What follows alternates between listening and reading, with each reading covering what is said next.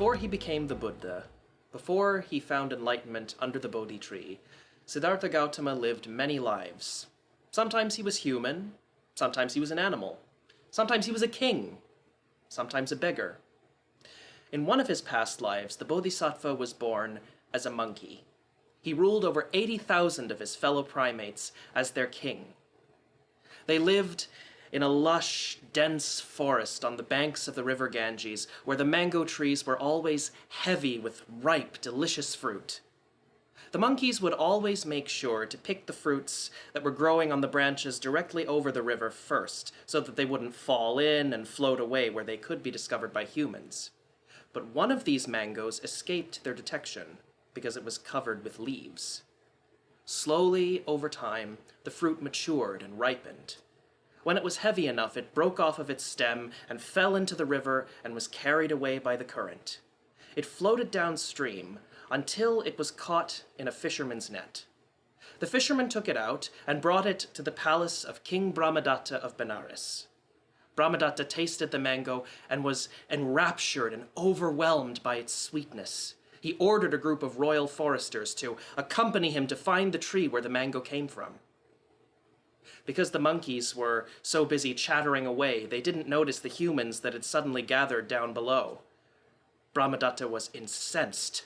"What are you all waiting for?" he said. "A band of thieving monkeys has come to steal our mangoes. Archers, ready your bows! Kill them! Kill them all!" The Monkey King saw what was going on, and he knew that he had to act fast. He leapt over to a tree on the other side of the river and tied two vines together. He tied one end to the branch on which he was standing and another end to himself, and then he jumped back over to the mango tree. But, in his haste, he failed to calculate the exact length of his makeshift rope, and he almost fell into the river before grabbing onto a branch of the mango tree with both hands. "Come, my friends," he said. "Walk over my back to safety. The humans will not harm you on the other side of the river. Go, quickly, now!" And so, using their king as a bridge, the monkeys scurried to safety. But the Monkey King looked up and saw the last member of his tribe standing in front of him, glowering at him with malice and with hate.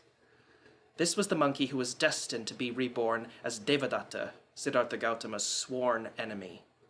With a mad shriek of triumph, Devadatta leapt into the air and came crashing down on the Monkey King's back, shattering his spine and puncturing his ribs, one of which sliced right through his heart. Devadatta jumped over to the other side and was gone. Brahmadatta, who was watching all of this in puzzlement and awe, ordered his men to lower the dying Monkey King to the ground.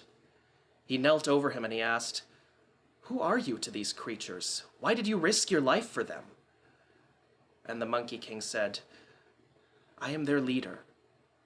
They are under my protection. I do not fear death, for knowing that they are now far from harm is all the comfort that I need. For a king who does not work towards the happiness of all beings will lose everything." And with those words, the Monkey King died. Brahmadatta ruled from that day on with more kindness and compassion than any of his forefathers ever had. The Monkey King's teaching had lodged firmly in his heart, as it is in mine, and now, I hope, in yours.